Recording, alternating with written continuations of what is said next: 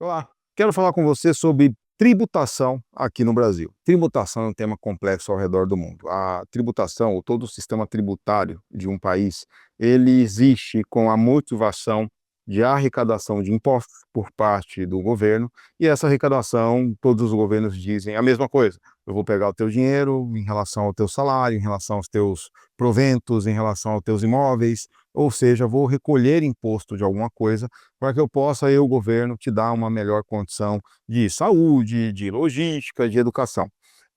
Sem entrar em detalhes políticos, morais, éticos, é o raciocínio mais lógico possível que os governos usam para a arrecadação de imposto desde os tempos da pedra quadrada.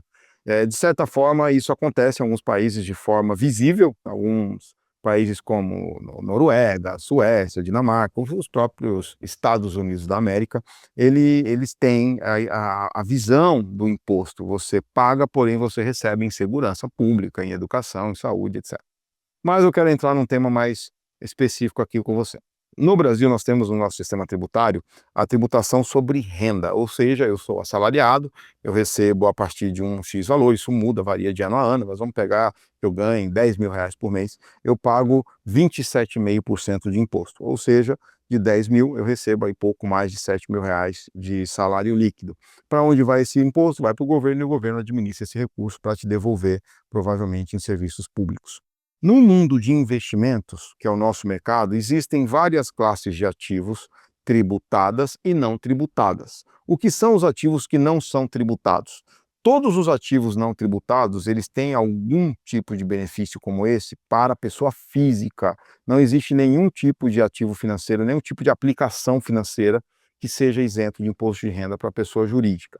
Para a pessoa física, normalmente são setores incentivados. Então, por exemplo, a rodovia ela vai instalar um sistema de arrecadação de recursos via debenture, que são as famosas debêntures incentivadas, e o governo diz assim: olha, população, para você investir nisso, eu te dou um benefício. A rentabilidade que essa empresa, que essa concessionária pagar, eu vou dar isenção de imposto de renda nessas aplicações. Então, todas as debêntures incentivadas, elas nascem por esse motivo, o governo incentivando, deixando de arrecadar imposto de você, te dando uma aplicação isenta de imposto de renda.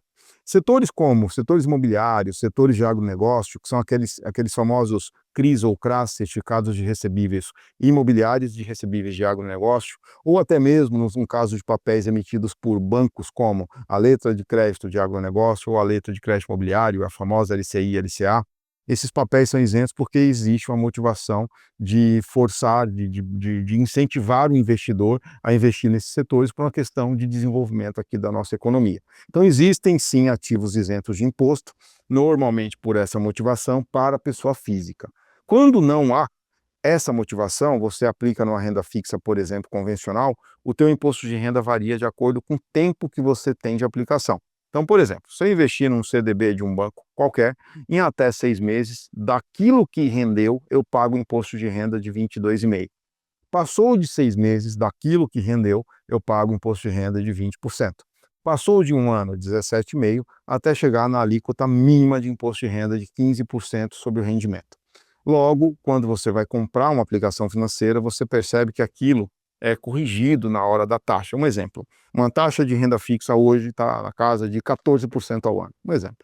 Se eu for comprar esse ativo de forma incentivada, ele vai pagar menos, ele vai pagar em torno de 12% a 13%. Então o mercado, de certa forma, ele se equaliza nessas taxas de ativos isentos e não isentos. Porém, na hora de aplicar, você realmente precisa de uma assessoria para que você possa entender isso melhor e fazer o melhor negócio possível para você.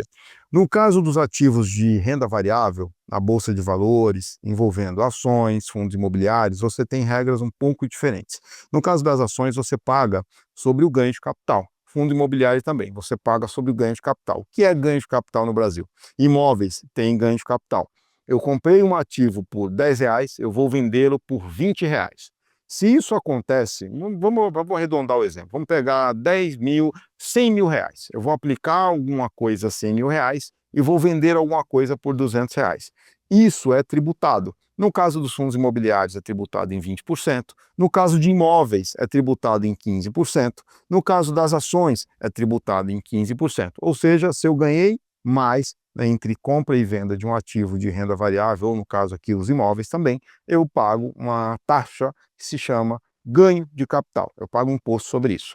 Pô, mas professor, fundo imobiliário não é isento? A dividendos de ações não são isentos? São isentos. O fundo imobiliário, quando ele te paga aluguel, ou ele te paga um dividendo mensal e você for pessoa física e o fundo respeitar algumas regras, que está na nossa aula de fundos imobiliários aqui embaixo, você tem isenção de imposto de renda sim nesse imposto, nesse ganho. No caso das ações também, um dos proventos de ações chamado dividendos, eles são isentos de imposto de renda para pessoa física. Por que um dos proventos? Ações tem 4 proventos também daqui no canal, na nossa aula de ações, correto? No caso aqui, de pessoa física versus jurídica, já falei para vocês, não caia nessa armadilha, pessoa jurídica nunca é isento de imposto de renda. Tributação, nas aplicações financeiras de renda fixa, o padrão é que quem recolhe esse imposto de renda seja quem está te pagando o rendimento. Então, eu apliquei no banco, essa aplicação ela tem imposto de renda, eu resgato o líquido de imposto, porque o banco recolhe esse imposto e passa para a Receita Federal, tá?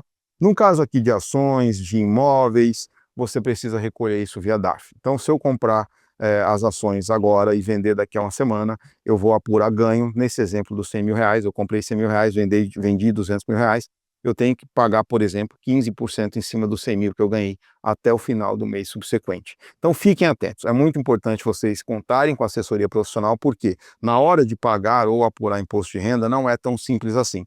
Eu já me deparei com vários investidores devendo para a Receita Federal ao longo de alguns anos, tomando multas em relação a impostos devidos, porque não tinham a ciência de como tributar o seu investimento, do que era isento, do que não era isento. Imóvel acontece a mesma coisa. Logo, aqui no canal, via rede social da Vertic Invest, Vertic Educacional, todo o grupo Vertic, você pode falar com a gente. No nosso site você pode pedir assessoria com um dos nossos assessores e falar também desse tema. Não é só investir, é você saber também como você cuida da questão tributária, seja no Brasil, seja fora do Brasil. Conte com a nossa assessoria. Até uma próxima e nas nossas redes sociais a gente se fala mais. Um abraço.